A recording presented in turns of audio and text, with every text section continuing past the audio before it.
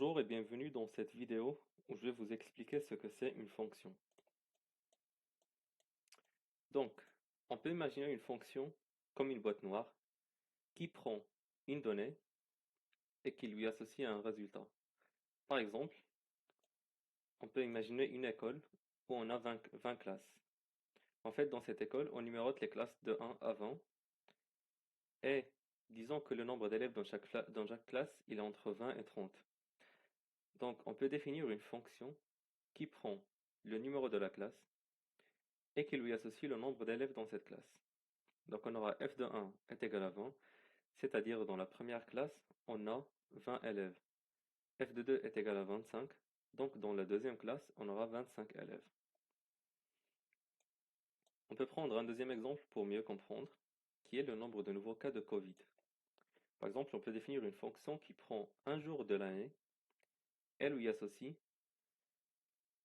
le nombre de nouveaux cas de Covid dans ce jour. Par exemple, la f du 1er mars 2020, on peut dire qu'on a eu 0 cas de Covid dans ce jour. F du 6 septembre 2022 est égal à 10 000 veut dire que dans ce jour-là, on a eu 10 000 nouveaux cas de Covid. Et donc, vous avez bien compris maintenant que pour définir une fonction, il nous faut un ensemble de départ et un ensemble d'arrivée.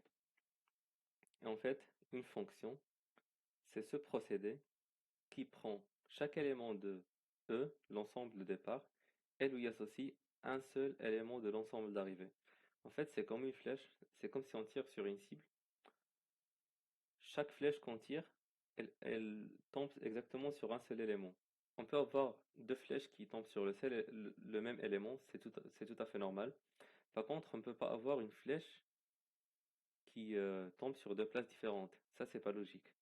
Et si on le voit à travers nos exemples, en fait, f, par exemple, d'aujourd'hui, disons aujourd'hui, il y a eu zéro nouveau cas de Covid. On peut ça peut être égal à zéro.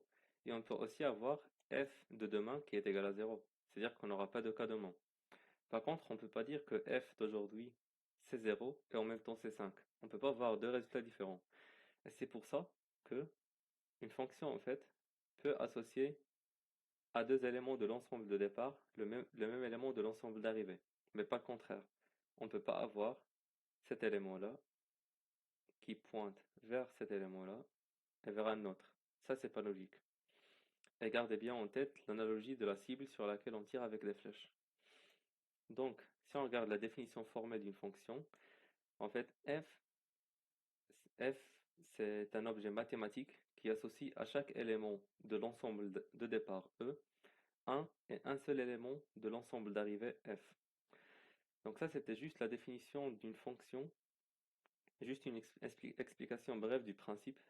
Et dans les prochaines vidéos, on va plus explorer ces notions et approfondir. Et on va plus nous approfondir sur les propriétés de ces fonctions et qu'est-ce qu'on peut faire avec, ainsi que leur représentation. Donc, si vous avez trouvé que cette vidéo vous a aidé, n'hésitez pas à laisser un pouce bleu ou un commentaire, parce que c'est ce qui nous permet d'améliorer la qualité de nos vidéos. Merci et à la prochaine.